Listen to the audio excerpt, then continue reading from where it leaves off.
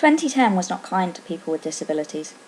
It began with a steady trickle of horror stories about employment and support allowance, introduced in 2008 by the Labour government as the replacement for incapacity benefit, and creating a draconian system making benefits conditional on work-related activity for most claimants. This conditionality is based on an assessment by healthcare professionals who are not doctors and may not be familiar with the wide variety of health conditions they face. The assessment is run by private sector provider Atos, who refused to release details of the test used to assess eligibility for reasons of commercial interest.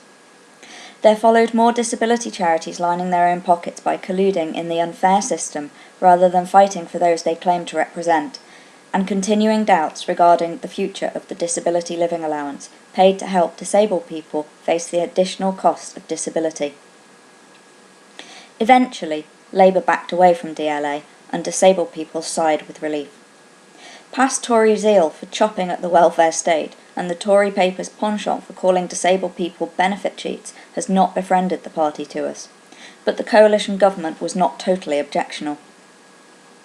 After all, David Cameron has experience of disability in his immediate family. The Tories made an election promise to protect DLA, and the Lib Dems were not a party of unfair and discriminatory cuts. Early statements and the big news of changes to come caused some unease, but the first real signal of the government's intention came in the emergency budget, with George Osborne's announcement of unnecessary medical tests for DLA claimants. Since June, news of substantial losses for disabled people has come thick and fast. The axing of disability bodies doing useful and necessary work in the cull of quangos. A comprehensive spending review which removed the mobility component of DLA from those in residential care to much anger. The fudged Harrington review of employment support allowance which avoided the major points of criticism. The 3-year extension of a contract worth over $100 million per year to Atos. All while disability charities continued to cheerfully pick the carcass of the welfare state.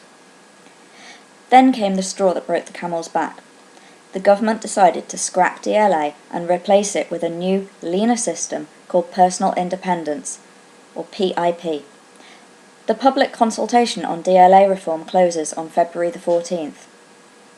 Apt, as Valentine's Day seems set to be the day that disabled people's hearts are broken. PIP will cut the DLA caseload by 20%, using testing similar to that used for employment and support allowance. The case for reform is deeply flawed, and there are several damaging changes hidden in the small print. For example, 6 times London Marathon winner Baroness Tanny Gray-Thompson may well be excluded from PIP because she uses her wheelchair too well. The coalition government has heaped misery on disabled people in just 6 months, backed up by their tabloid attack dogs, targeting us more than anybody else. A week after breaking the camel's back, the coalition decided to bash its head into the sand by axing the Independent Living Fund. This money funds 21,000 people to live independently who would otherwise live in hospitals or residential care at far greater economic and social cost. Maria Miller, Minister for Disabled People, justifies the decision by deeming the ILF to be unsustainable. On a personal note, the best friend of the author of this piece relies heavily on ILF to support her care needs. ILF enables this lady to live independently and employ her high skills. Her contribution to society, including the tax she pays, is enormous. I suggest the minister try telling her that her support is financially unsustainable to her face. By targeting DLA and the Independent Living Fund, the coalition have gone too far. A number of new disability rights groups and websites have responded to the proposals with focus and determination and are organising alternative protests and direct action.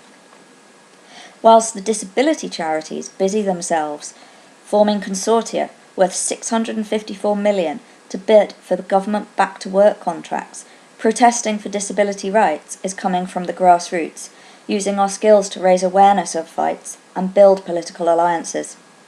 Public sector workers have also been unfairly targeted. Students too are victims of cuts and broken promises. These and other coalition targets are our natural allies. We are campaigning on many fronts, and ask that you join us in doing so by signing our petition to stop disability living allowance reform and supporting our DLA campaign, as have a number of Lords and MPs, including John Cruddas and Hwel Williams. We are getting MPs to ask questions, start debates, and table early day motions on DLA, pressuring the coalition to back down. 2011 will be a good year for disabled people as we petition this government to withdraw on DLA and the Independent Living Fund and to bring fairness back into employment support allowance. David Cameron and Ian Duncan Smith have picked the wrong fight.